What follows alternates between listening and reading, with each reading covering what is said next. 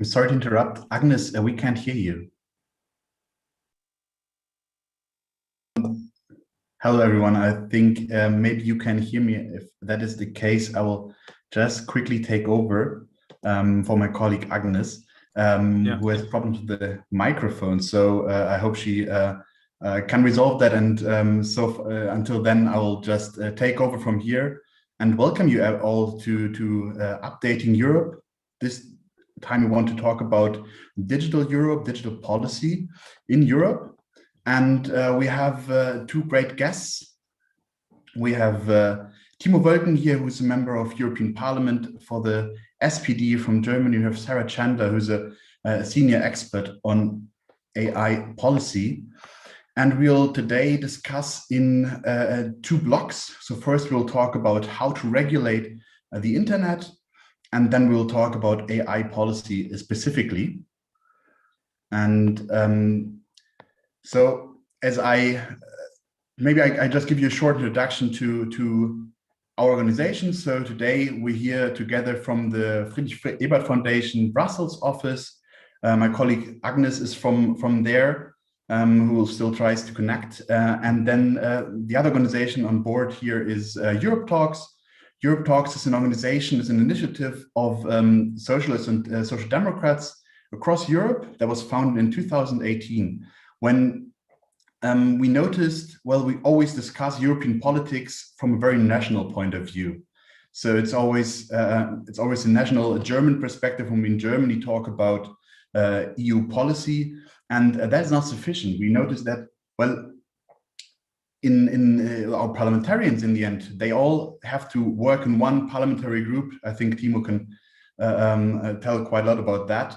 And so therefore, it makes sense to tackle these issues and discuss these issues from a European perspective. So in 2018, social democrats from southern Hesse decided, well, let's bring together all the actors and discuss topics. And from that, initiative emerged. And well, usually we meet in person. We meet once a year in Brussels for our annual conference, and then we meet all over Europe for topical sessions. And now, because of Corona, of course, that is not possible. So we decided to start an online series called Updating Europe. And yeah, so last time we talked about the Portuguese council presidency. And I'm really happy that today we talk about one topic that is very interesting as well and close to my heart, which is EU digital policy.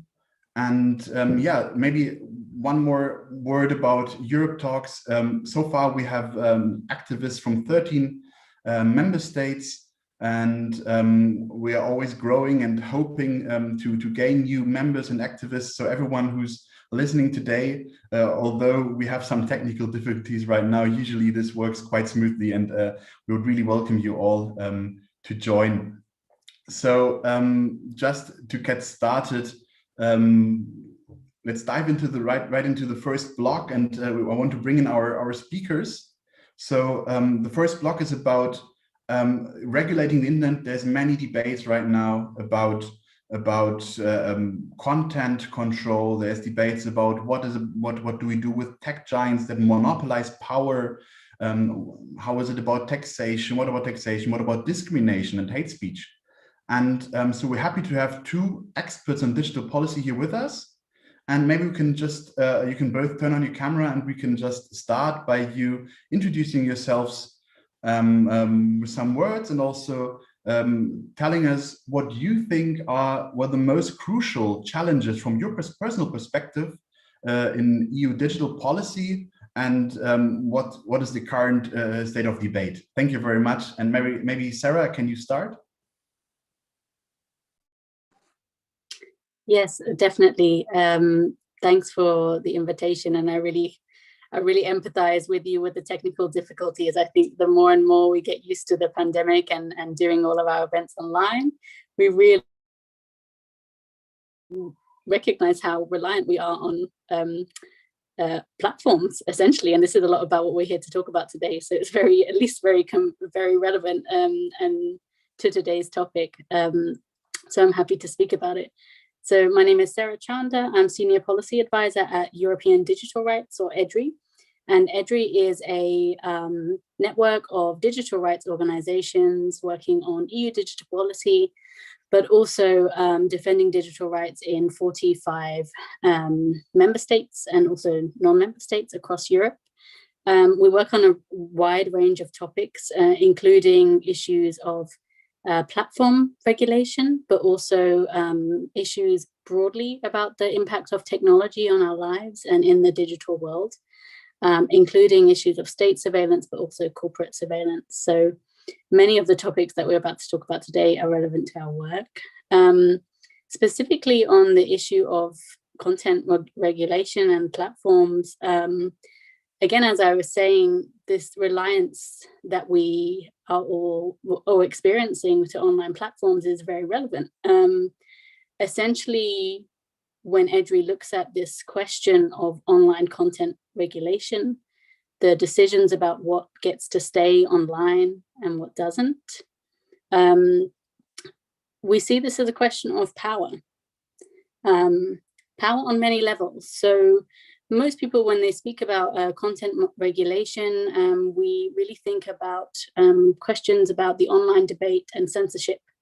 So, for example, many of the online debates currently around content which should or should not be taken down from the internet relate to questions of hate speech, but also disinformation. So, for example, at the time of the pandemic, we've seen many examples of speech that is misleading, untrue online, posted online, and it's a very pertinent debate of how do we deal with that? How do we regulate that content?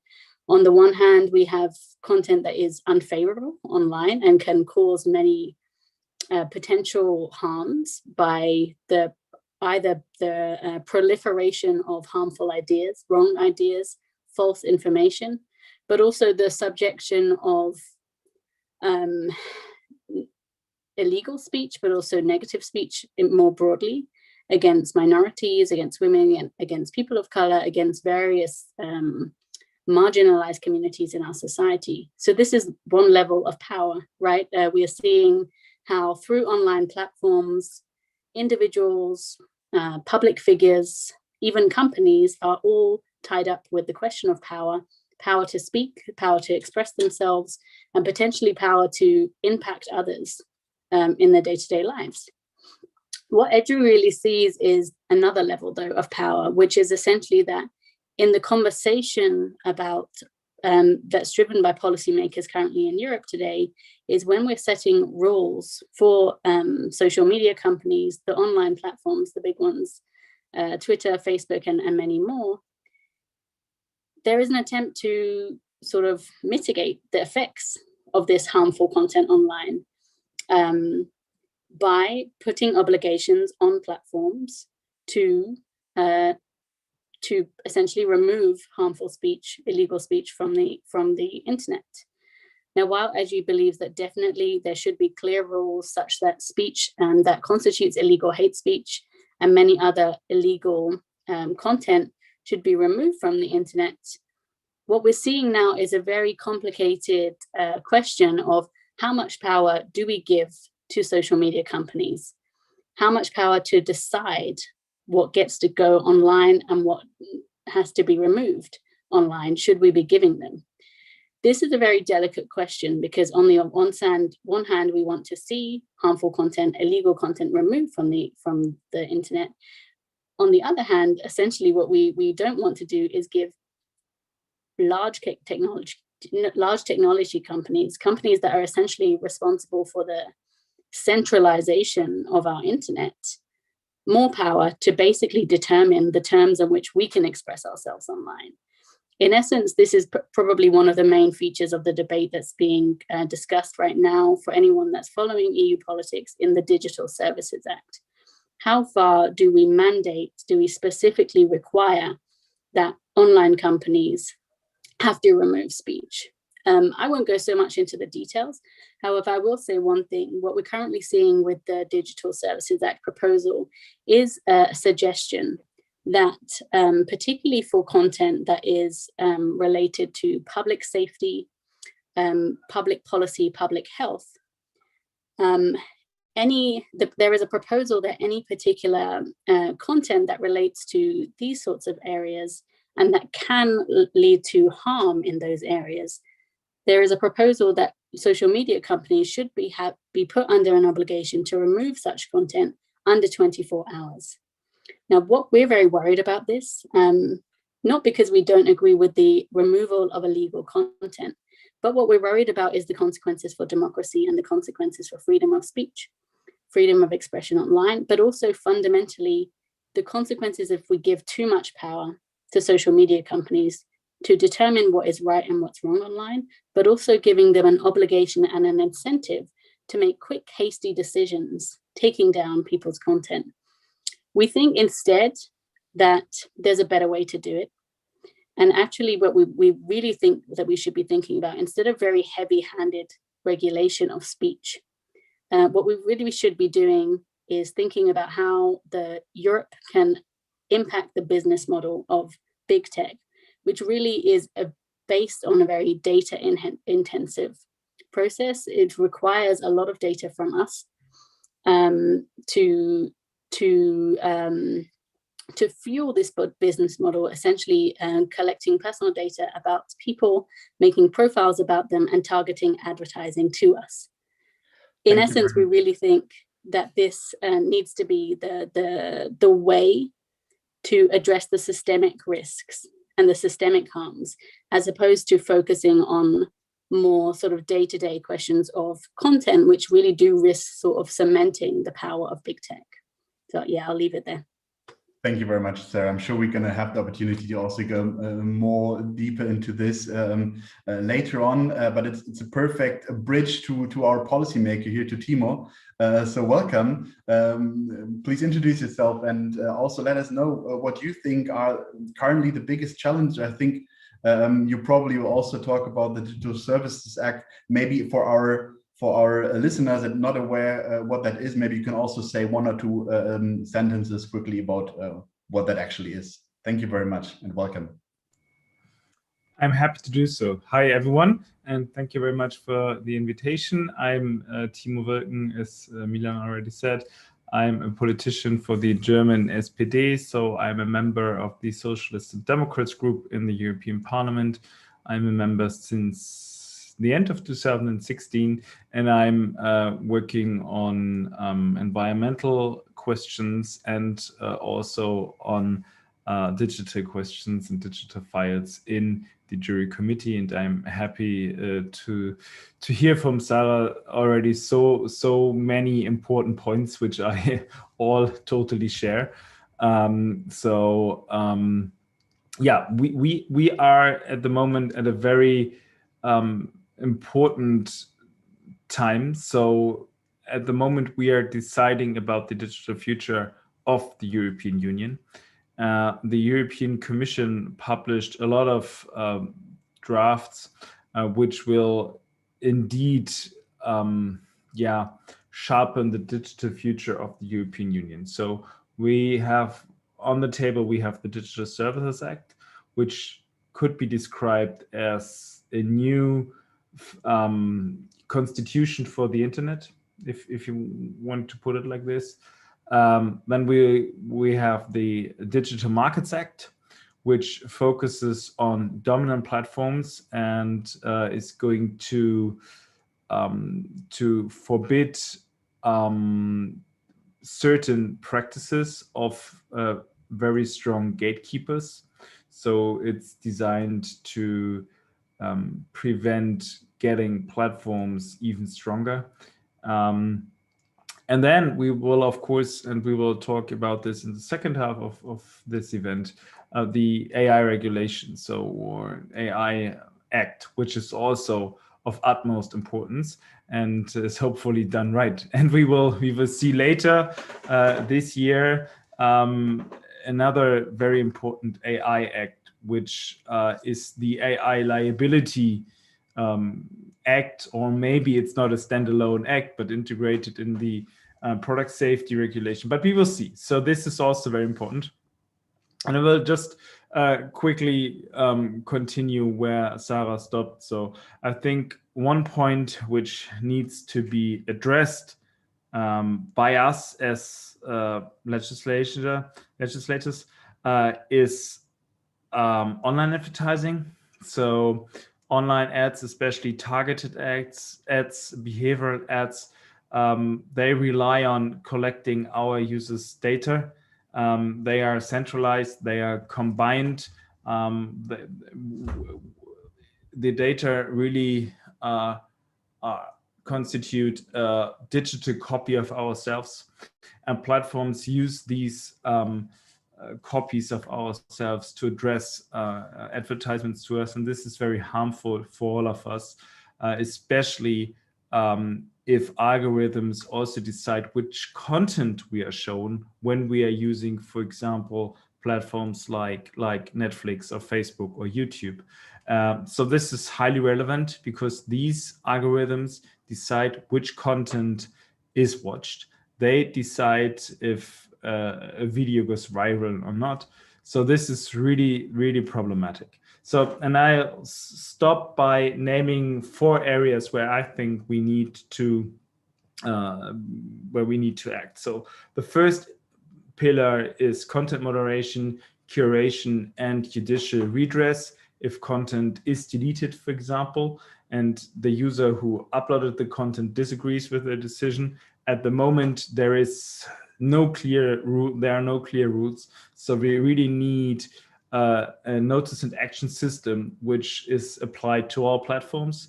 The second pillar is online advertising. I already touched it briefly, but I'm sure we will discuss this in more detail. The third question is data interoperability. So we really need to open up the walled ecosystems, the walled gardens, so that we have more interoperability. Finally, we need more transparency about how our data are used, where they are collected, and so on. And yeah, so maybe I will stop here. So these are, I think, the 4 very important areas beside AI. Very good. Thank you very much. As we're here a format where we try to incorporate all of you that are listening to us and watching us. So I just want to encourage you to all post your questions in the chat. You can do that in English, in German, or in Spanish. We have translators here, so that won't be a problem. So I hope you all have a lot of questions for our experts, and we can go ahead. As a first question, I would want to invite our activist, Miguel from Spain, who has also thought a lot about what are the pressing issues in EU digital policy, and he wants to ask you a question as well. So Miguel, it's your turn. Hi, thanks Milan for this presentation. First of all, thanks you two for being here this afternoon with EuropeTalks to talk about this digital revolution, these digital processes. Well, obviously, this the technology is changing our lives, our world, and also our minds at a speed never seen before. Since some years, the digital revolution is being led in by really big tech companies like Facebook, Amazon, YouTube. As Tiemo said, that companies are rising powers, are controlling important parts of our lives nowadays, such as our personal data, sometimes uses to manipulate our consumer policies or our electoral opinion in electoral process. So how Europe and the world could be regulated these increasing powers of the big tech? Thank you. Okay, thank you, Miguel. Maybe who of you wants to go first? It's about the power of big tech, how to regulate the power of big tech.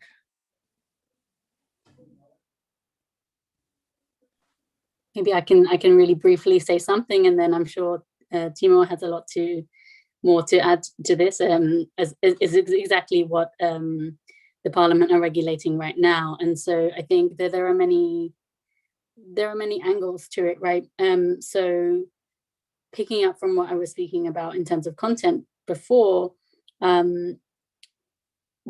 think one thing really is that there needs to be especially policymakers need to have, I would say, to have a little bit of caution about the angle of regulating speech, and take a little bit of a step back from the idea that imposing obligations on big tech companies to do better at regulating speech will solve the issue of the centralized big tech, big tech centralized internet, essentially.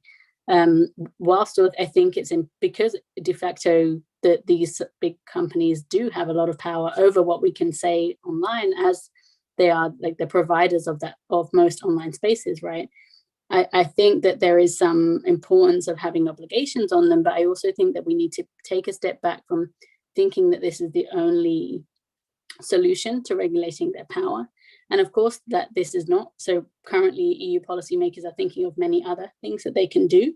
So currently under the Digital Services Act, they have made a provision where very large online platforms do have to do more to show transparency about how decisions about content are taken, especially when content is removed. So I think that transparency is part of the question about how can we regulate big tech companies.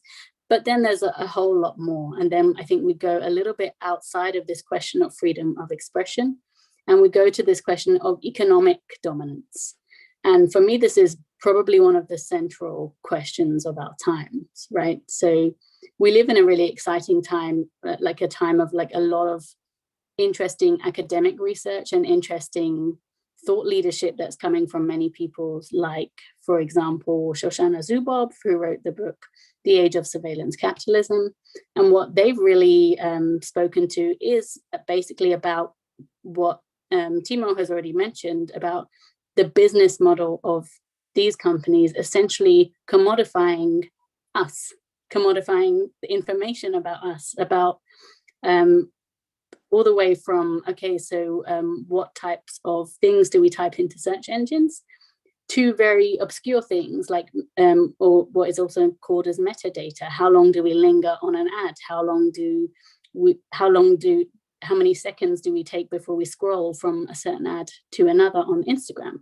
All of these pieces of data are very important to these business models, and this is how they make their money. Why is this important? It's important not only because it's extracted from us, often without our consent, really challenging for the question of personal data, but also I think there's a much broader question, which is about infrastructure. So large social media companies, they got their money, they made their business out of providing services to us online. Essentially now, though, you see the wide diversification from being the hostess of platforms to pretty much all areas of our lives, right? So online platforms deliver food to us, they take us places, they provide equipment for schools.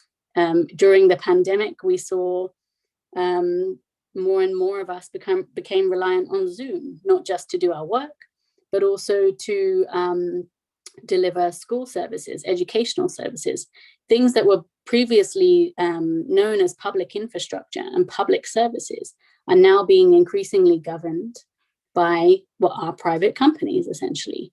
Not only private companies and the private sector, but also very few private companies. So then we come to the question of competition policy. How far should we be able to break the business model of big tech such that more technology companies can be in this space? For me, I think this is something that is a question of the Digital Markets Act. So anyone that's interested in this question of competition policy and the dominance of technology companies should really do some work to follow that, because I think it's a really interesting debate. I would just like finish with one reservation that I have, which is that a lot of competition policies approach to breaking the business model of technology companies has basically focused on how can we go from a very few number of technology companies exercising dominance to a few more. Now, for me, this question maybe opens up the market a little bit. It maybe means that we might go from 8 large companies to 30. But in essence, still then, we haven't challenged the question of dominance.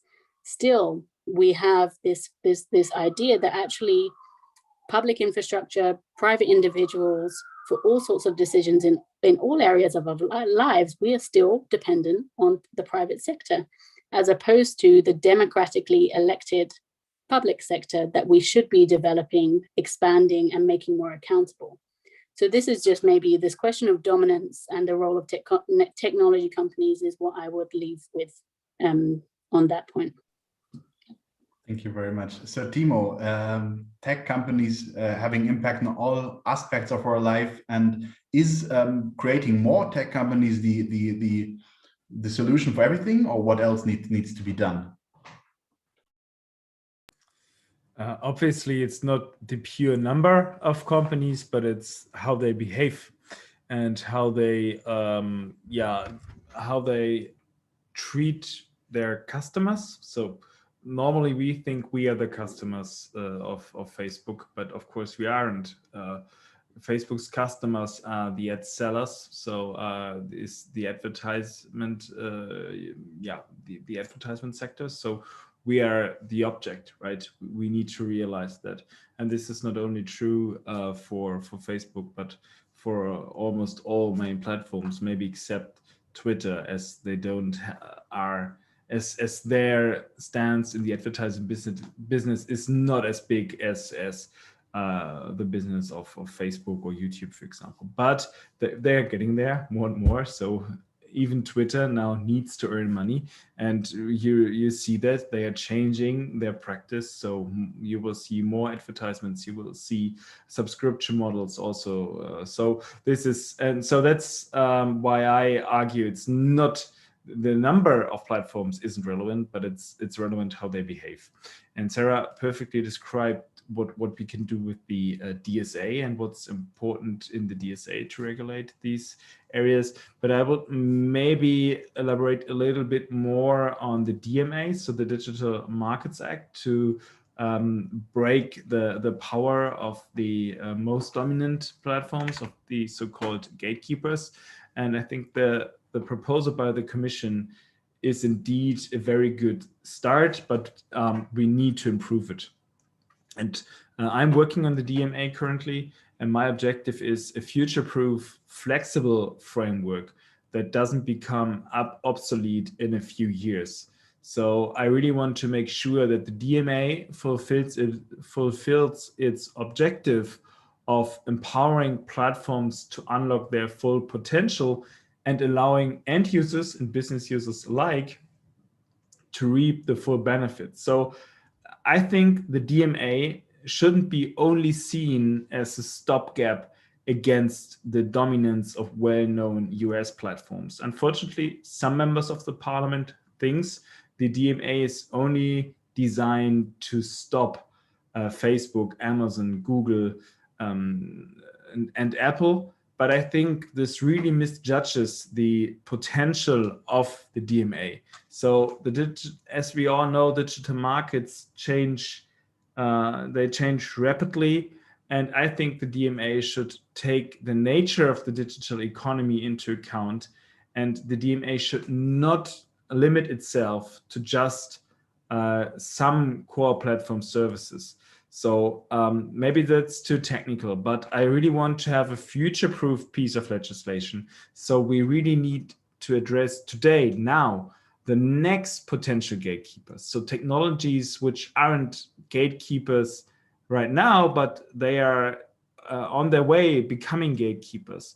And this is, for example, and this is, I think everyone, most of us uses these services, for example, voice assistants. So voice assistants are the perfect example of a gatekeeper. If you use Alexa, you will be presented Amazon's services. If you use Siri, you get the results from Apple. So they are really decisive and really should take them into account. And I want to underline a point which was also made by Sarah, but which is really, really important. I want to put an end to the uncontrollable trade with our personal data, not only in the DSA, not only by banning personalized advertisements, but also within the DMA. So as users, we are often forced to surrender control over our personal information entirely. So gatekeepers use our data not only for the service we register for example, if one signs up to Gmail, but Google is going to combine it with data from other services. The Gmail calendar, G Drive, of course, the search bar if you are logged in. So data sovereignty of the users is unfortunately an illusion. So we really need to address this, and I want to ban the combination of personal data between gatekeeper services entirely. Of course, there's more we can do, but I'll stop here because then I'm going over time. But these are 2 or 3 points, and I haven't even spoken about interoperability, but this is also key. Thank you very much. I think that answers Miguel's questions for a start, and I think there's always more to go into detail. We have another question from a EuropeTalks activist, which is from Veronika from Latvia. So maybe let's hear that question. She shared it via video with us. Hello, good evening. I'm Veronika from Latvia. In Latvia, we have quite developed e-services, and a lot of applications can be submitted online. I work in the field of higher education, and I have a question about the electronic signature. When I work with international experts, sometimes there is a problem to sign electronic document because our national electronic signature system doesn't match with each other.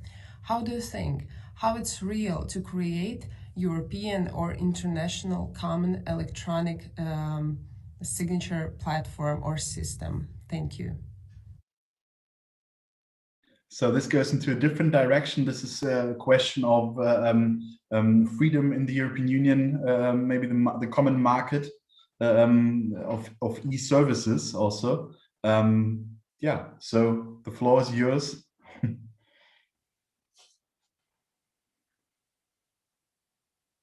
Yeah, I don't know. Maybe I start this time around, and then okay, good. So the European Commission will, of course, or propose to create digital wallets that securely store European citizens' identities.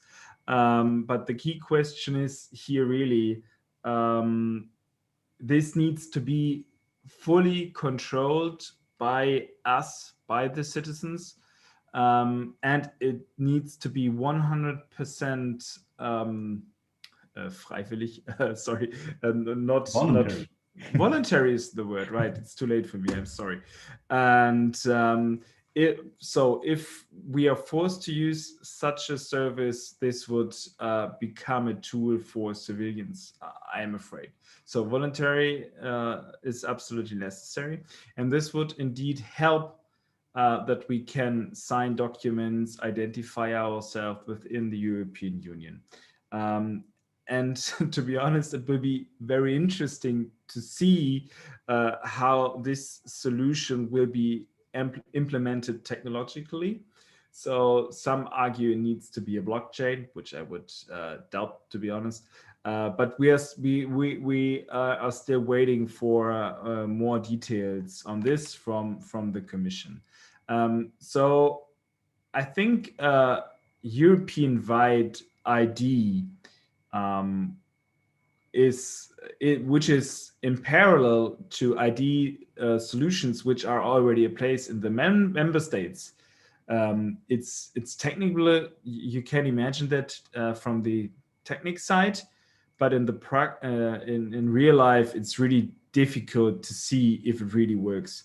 So of course, a solution which would recognize users throughout the European Union is the most attractive one, but I don't believe that it will fly. As we see in some member states, there are already solutions in place, and member states are not very willing to give up. So they want to keep their own systems. So we need to try to make them interoperable. So again, my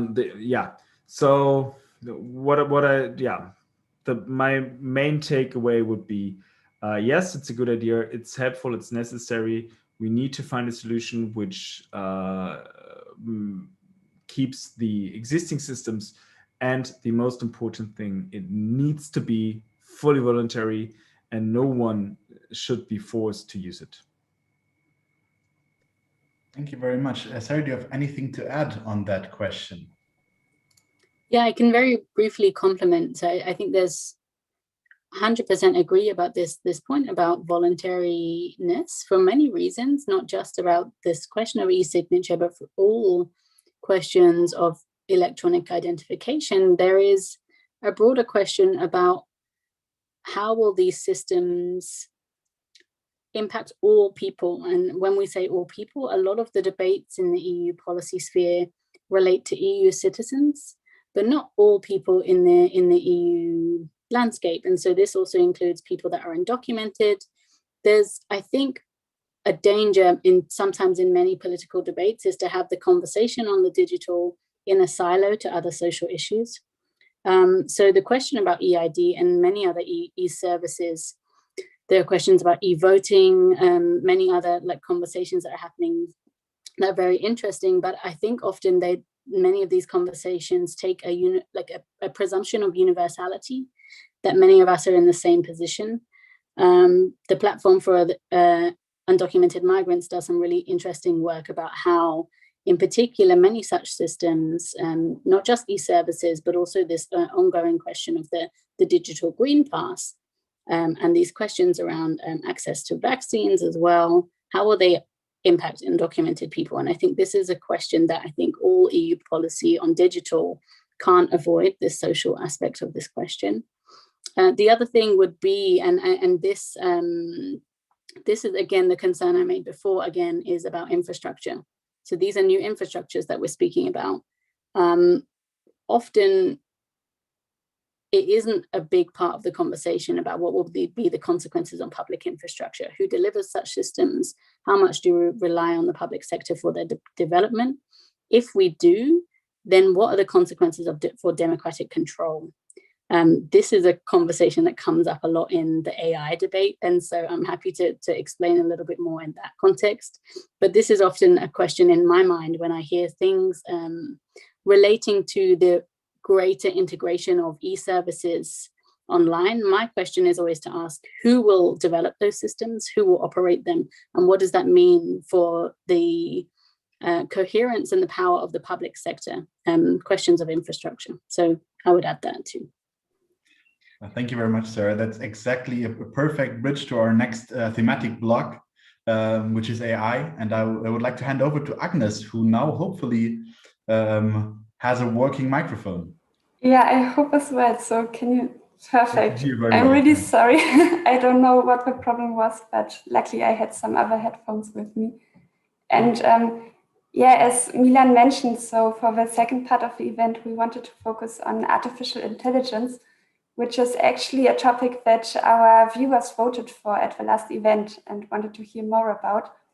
And to keep in line with the tradition that we developed in this series, we sent you a package with some items that are related to the topic. And I would ask you now just to get going with the discussion on AI, to open them and show the viewers as well what you got, because they don't know either. Exactly. And yeah, then you can just choose one of those items for a first remark on something related to AI. I don't know who wants to start first. Maybe you, Sarah? Yeah, I'm happy to start first. I was quite distracted by the items that I had. So, but yeah, I can. One of the items I received is this, which is, it looks like a CV. For someone, actually, the person has a different name to the, like, I recognize the person, and maybe some people speaking, but some participants do. So this is Matali and Kunde. Actually, on the CV, it's somebody else. But Matali does some really interesting work on the ethics of AI, and in particular, the question of discrimination in artificial intelligence systems and other automated systems. And actually, this is also an area that of great interest to me too. And also something I'm thinking about, particularly with respect to the European Commission's recently launched proposal. Tiemo mentioned it. This is the attempt by the European Commission to propose a legislation on artificial intelligence. Just some brief context, this legislation kind of has dual aims. So one aim is about regulating the single market and ensuring that there is some cohesion in the rules that apply to artificial intelligence to enable it to be sold as a product, as a service across the EU. But then also, on the other hand, we have this question of the fundamental rights. So how will AI systems impact our fundamental rights? EDRi have been really following this debate. And for me, there are many questions that we could speak about today. There are many harms that we think that the artificial intelligence proposal should be addressing. And we hope that it does, particularly if we want to have an approach to AI that works for everybody in our society, not just the people that are developing it, the companies that are developing the AI system, and the people that deploy them. I think when we are speaking about AI, I think the idea that I have got this sort of like CV is because one really relevant conversation is this question of, to what extent, if AI are used in certain contexts, will they exacerbate discrimination in our societies? There are many big claims that are made about this topic, but I'll try to be really brief and say that, in essence, some people have argued that artificial intelligence systems can help us find our way out of many complex societal problems. They can help us, for example, there could be the introduction of self-driving cars.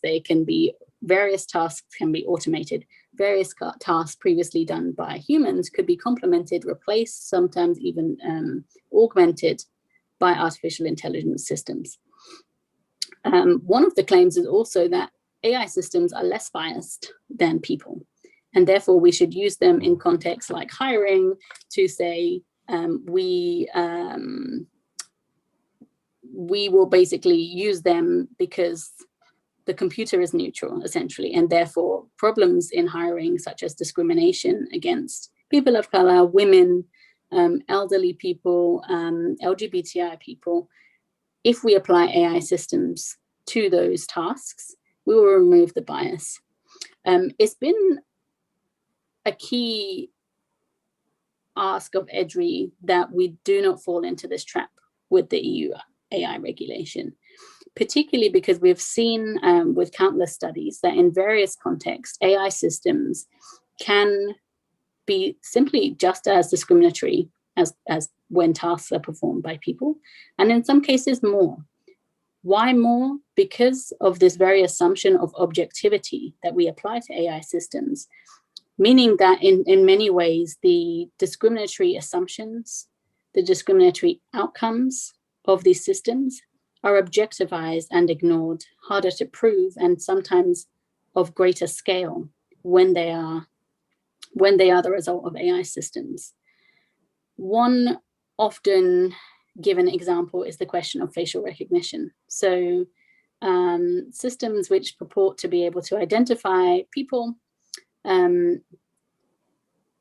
making predictions and analyses basically about the features of our face, measurements of our face computed and then linked to pre-existing databases identifying people. There's a question, a very long ongoing debate about how is facial recognition racist, basically. Why? Because a number of academics, mainly Black women in the US, including Joy Boulamwini, Deborah Raji, Timnit Gebru, have done work to uncover that actually many facial recognition systems, whether put onto the market by Microsoft or Amazon, do worse when they're seen to identify people with darker skin, particularly women with darker skin, than of white people. This is a clear question of discriminatory technology, in that the technology is simply less accurate on some people than others. It works less on some people than others. Why? Because it was designed primarily with a norm in mind. It was designed. The systems were trained primarily with databases that were primarily on white people. So in effect, the systems were better identifying white people than people of color. However, this is a huge problem, right? Particularly as we see more and more, like the question that we were previously discussing, more and more as we see digitalization is promoted, we then see the increased uptake of these systems, particularly in everyday areas of our lives, right? So, for example, there was a case ongoing in Brooklyn in the US where a group of residents were challenging the facial recognition system that was applied at the door to their apartment building. Deborah Raji put this really well, where she said, if a technology can't be used for everyone, it shouldn't be used because it's not functional incorrectly. It's discriminatory in its task. And I really agree with this. We need to do our best to make sure that technologies, when they give us benefits, they should be giving benefits to everyone and not for some and not for others. We also seen some examples where, because of technology that was inaccurate for some people, we saw wrongful arrests of people. Of a Black man in the US, for example, was wrongfully arrested because a facial recognition system misidentified him as somebody else. However, I'll leave my discussion with this, is that I want us to be very careful about limiting the question of AI and discrimination to the question of technologies that are different levels of inaccurate. If we center our conversation about discrimination and AI with this, essentially what the solution will be is that we need to improve the instruments of surveillance. We need to perfect the instruments of surveillance so that they are just as good as identifying me as you. However, as most of us in society, I think, will agree, we do not want to always be identified. We want a real choice about whether we can be identified. We want to know that we can walk down the streets and that if we don't want to be seen, we won't be seen. This is, I think, the key debate that we are having at EDRi currently. We've recently launched something called the Reclaim Your Face campaign, which is a call to ban facial recognition and other biometric technologies in the public space, such that particularly when states, but also corporate actors use them, we shouldn't be identified when we want to simply access our rights, live our lives. Related to this, the question of discrimination, I think, gets a much stronger than just this question of accuracy of the technology. In essence, what we're seeing is AI systems used more and more in ways to target certain communities. And this, I think, is the real question of structural discrimination in AI. In many cases, we've seen that AI systems have been used in certain contexts. For example, the Siri algorithm in the Netherlands, which was used to detect risk of people who were more or less likely to commit fraud on their welfare. This risk assessment score was proven to disproportionately identify as risky people of color, people with a migrant background, as committing fraud on their welfare, as opposed to other people. This system wasn't about an inaccurate identification system. It was about a discriminatory technology, which in essence made the discrimination already existing in our society, the fact that Black and brown people and also working class people are more dependent on the state for their welfare, and they're also more surveilled because of it. the introduction of AI systems and the introduction of risk assessment algorithms specifically to that context, in essence, not only reflected the discrimination in our society, but it made it worse. It happened on a wider scale. Thousands of people were wrongfully denied access to their social security benefits. Some people even committed suicide as a result. They were required to repay large sums of money on their benefits payments that they were purported to have been exercising fraud over, all due to a discriminatory algorithm. And I think this is the point I would like to leave with. The European Commission really needs to think about whether it limits its conversation on discriminatory AI to the question of inaccuracies in the technology, or whether it looks at the broader social impacts that AI can have. If it does the latter, what it really needs to be doing is thinking about ways that it can implement safeguards and measures of redress for people that are harmed by AI systems that make poor choices about their lives, that discriminate. But also it needs to think about the fact that some systems are simply too harmful to our fundamental rights to be used and therefore should be banned. We were very lucky to see that actually the European Commission in its proposal did include a provision which said that there would be a list of prohibitions. EDRi think, however, it should be much stronger. And perhaps another time, if we have some more time, I can explain a little bit why. I'll leave it then. Thank you very much.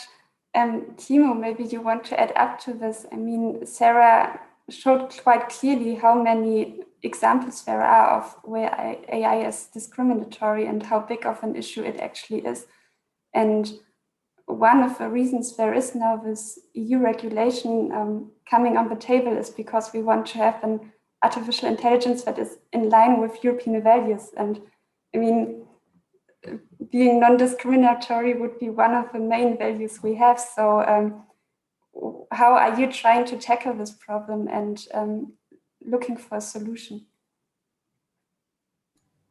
Yeah, indeed, AI is, well, often it's overestimated. So AI can do less than most people think. So this is also part of the problem. So many think it's some kind of magic and it's making perfect decisions and it doesn't need scrutiny or something. So you just ask a machine, what do I need to dress to, I don't know, improve my...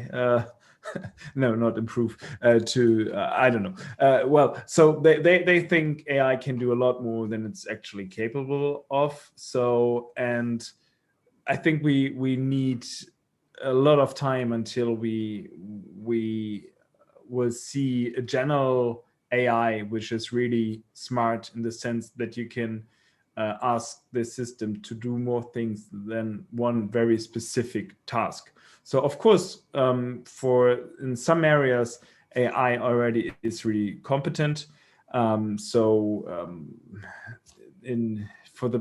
example, in detection of certain comparable situations, AI already is really good, and it can do this task in a very short span of time, so much faster than people can do it.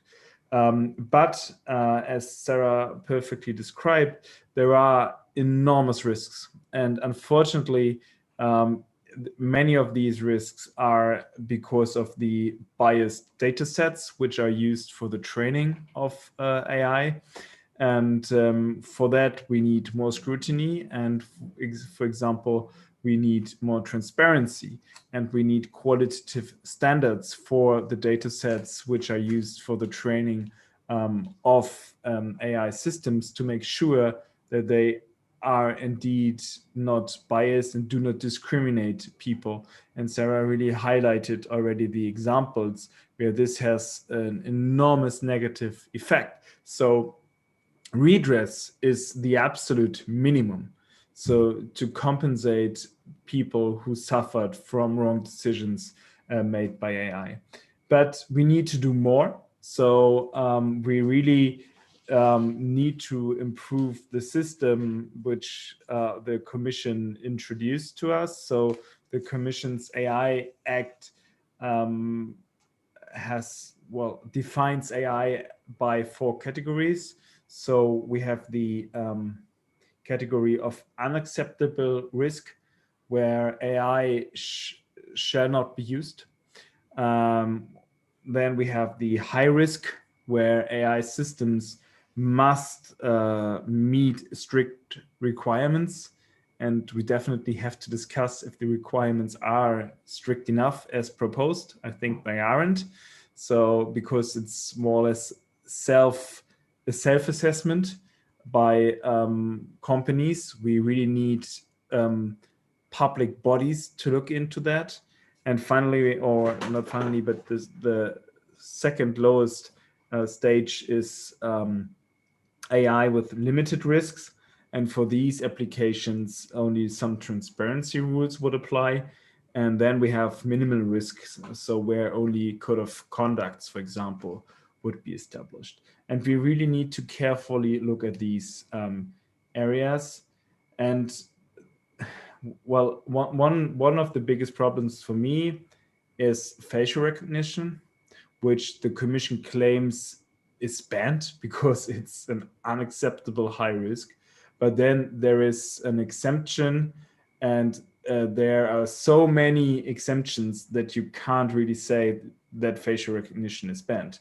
Instead, the opposite is correct. It's now allowed for many areas. For example, crime detection, for searching missing children, for example, to prevent a threat of a serious crime. So there don't need to be an actual crime. The threat, the danger of a crime is enough.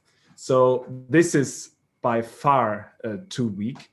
Unfortunately, the Commission didn't come up with a moratorium. So at least this was discussed 2 years ago when we started our term.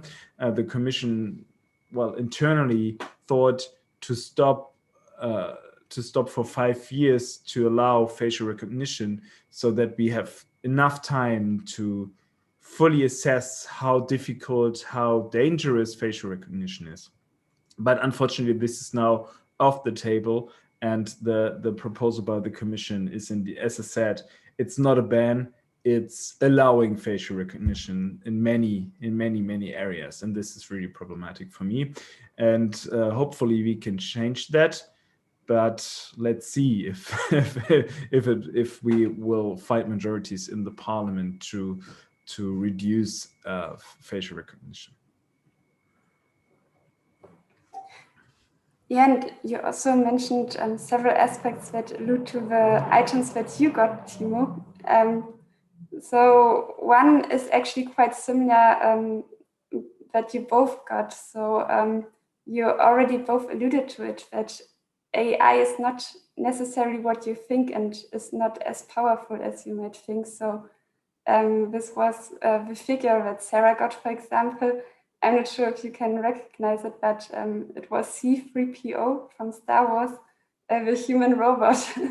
And quite similar, it's with the DVD that Tiemo got of a movie that is already a few years old now, but maybe you know it, where Scarlett Johansson is like sort of a Siri voice, but that also is quite human-like. And this is sort of a picture that you usually have of AI, and I think you showed quite well what more there is. And when it comes to risks and opportunities, Tiemo, you also got some more items. I don't know if you want to talk about that as well, or if you could guess what we wanted to hint to with those. So I have a car here, so maybe that's the object you're aiming for. Of course, we have I don't know, Röntgenbild in German, I don't know. Yeah, an X-ray. X-ray, yeah, indeed, X-ray picture, and this is okay. What that's a postcard. No, that was just to make sure that this is right. Okay, good. Yeah, I was thinking about there. Well, I don't know if we can see the starship here, but okay, good. So that's that's too much. Okay, so then it's maybe the car. Yeah, and do you have an idea of what it might be about? Well, the car and also the X-ray, both applications of AI show, from my perspective, a lot of promise. So AI in health can help save lives, for instance, detecting cancer with much more accuracy than human eyes ever could. So, and this is one of the cases I was referring to where AI already is quite capable, because it's a very limited task. And the autonomous driving could indeed help prevent accidents and cut road death significantly. But yeah, both also have huge potential for disaster, right? So yeah, this would be my initial take. Yeah, and what we were also thinking about is like, especially in the production of cars, for example, you have more and more robots taking care of certain tasks. And one of the key words that you also have is just transition, or how to achieve a good digital transition. So what do you think? Are there some actual problems, and how can we make sure that AI really benefits at the workplace and does not just take our jobs away? Yeah, of course, there's, well, should I continue? Sorry, I just want to. Yeah, maybe shortly, and then I will give Sarah some take. Okay, good. Of course, there's the potential that AI indeed eliminates jobs, and even lawyers who always, I'm a lawyer, and we always believe that we can't be replaced, but we can. And actually, there are already AI applications, for example, if someone claims a reimbursement because of a delayed flight, where if in the first instances, not a human being is taking care of the file and the facts, but an algorithm does it.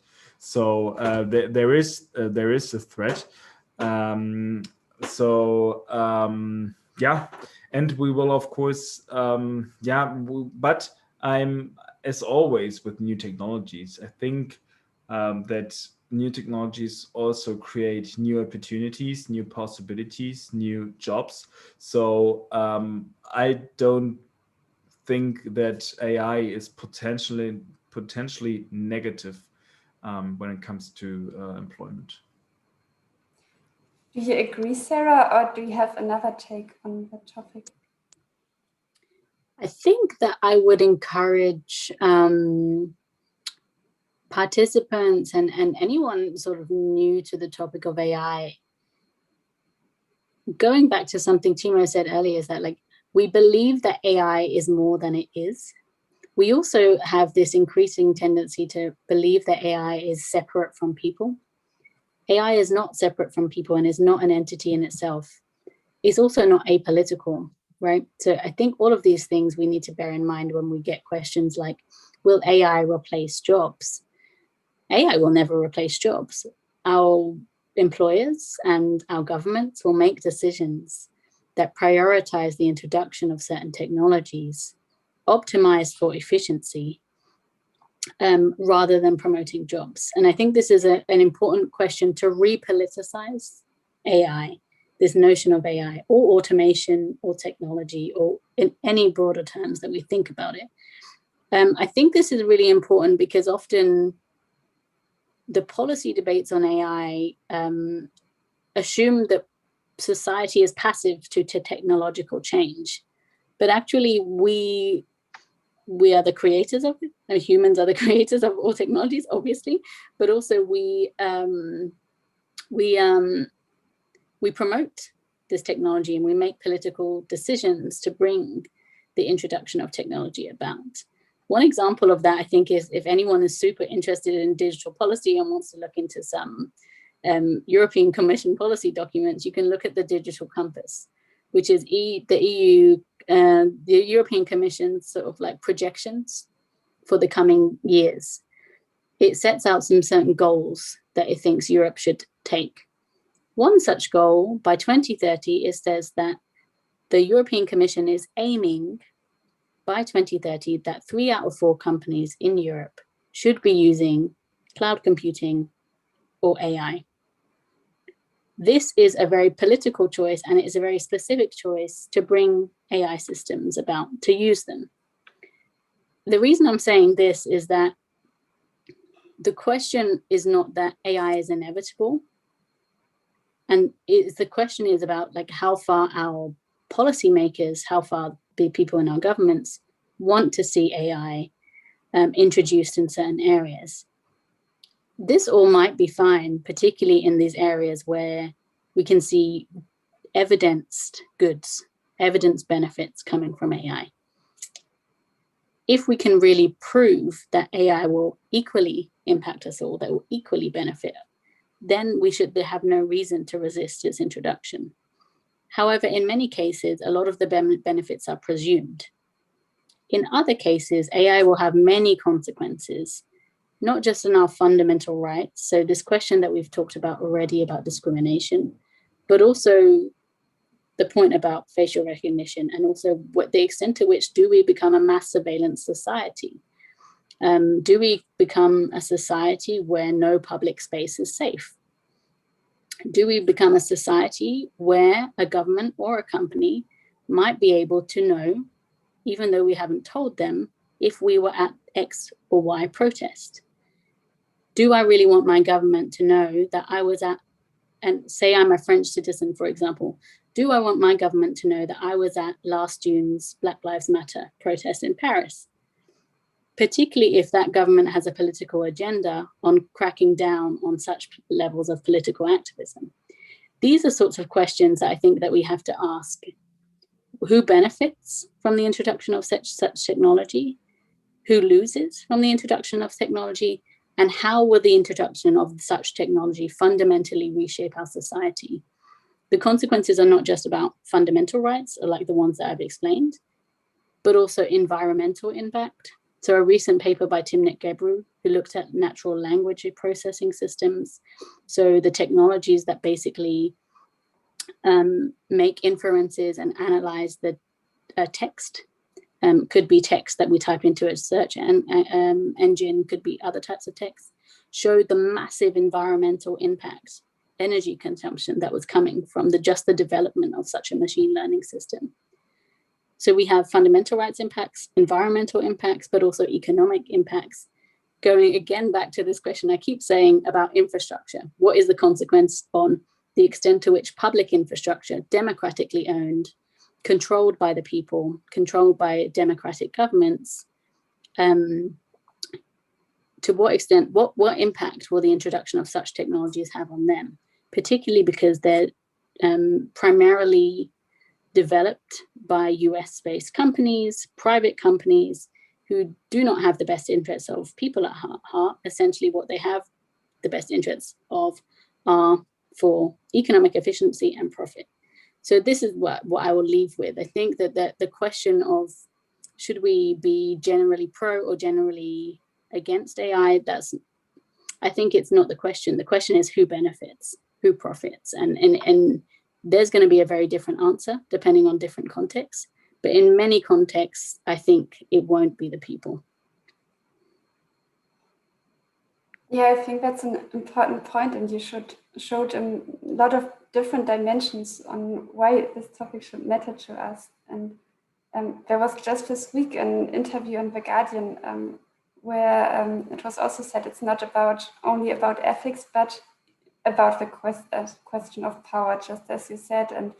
And there are some examples, for example, also for the workplace and workplace surveillance. And is it really about making it equal for everyone and better, or is it just giving more power to the powerful? So I think you showed a lot of reasons why it should matter to everyone and actually be something that people get engaged with, for example, via your Reclaim Your Face campaign, and to show that it has to do with our everyday life and we have to get engaged. And so thank you very much for that, Sarah.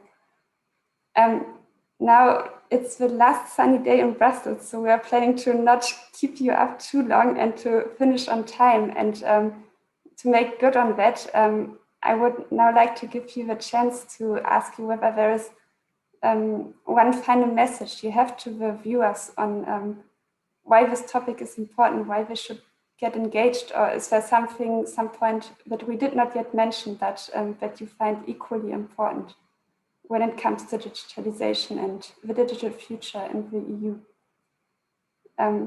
This is quite a broad question. I don't know who wants to go first. Maybe I do. No, okay. Sarah, please go.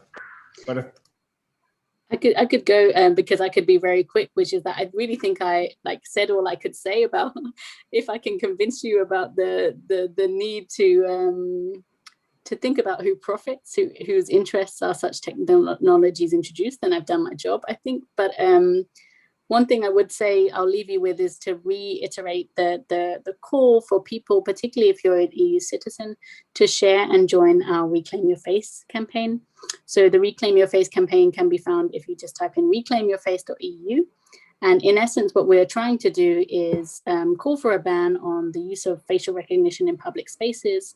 We don't want a mass surveillance society. We want a society where people can be free to live their public lives without danger that they will be identified in the public space. And so essentially it's a campaign about freedom, it's a campaign against discrimination, it's a campaign against mass surveillance. We have a European Citizens Initiative, which is essentially a democratic tool by which public citizens can ask for 1 million signatures from EU citizens to call for the European Commission to take a particular action. Our particular action is the call for this ban, and we're hoping to get to 1 million signatures. So I would really encourage you, if you care about these things, to go online and sign the campaign, but also share it as wide as you can. So I'll just leave you with that. Yeah. If you want, you can also share the link so that people can directly go to it. And now, Tiemo, the floor is yours. Well, this was almost the perfect last statement, so I will try to be even shorter.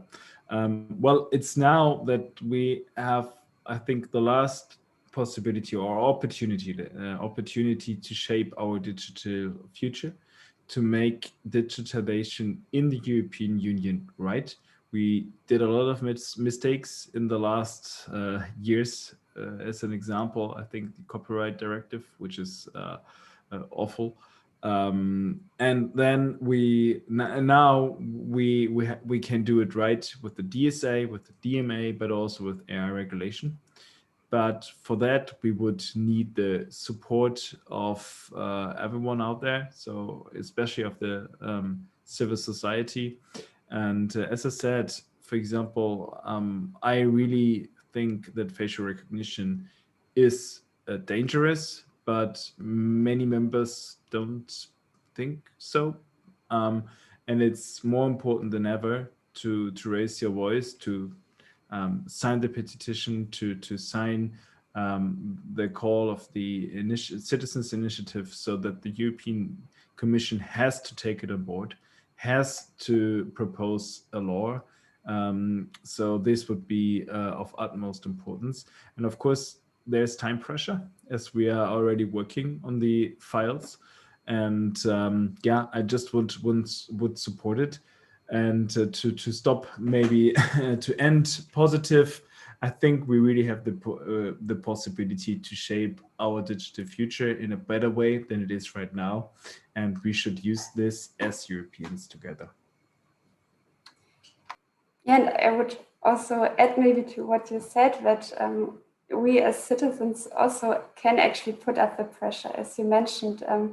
I mean, especially when it comes to topics that are of importance for young people. I mean, you could see now with the Fridays for Future movement how much change it also enabled on the EU level. So don't think that you are too unimportant or too small to actually have an impact. So I think this is one of the lessons we made in the past years.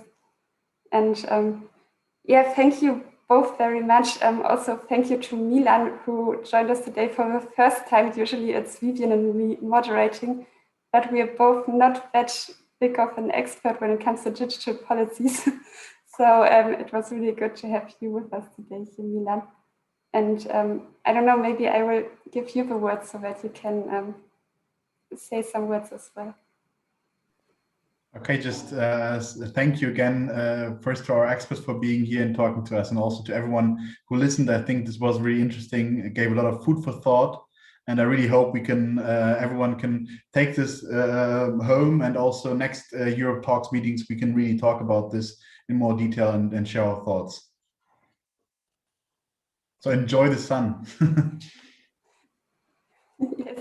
So thank you both, and see you all next time. So bye. Thank you very much. Take care. Bye-bye. Thank you so much. Bye-bye.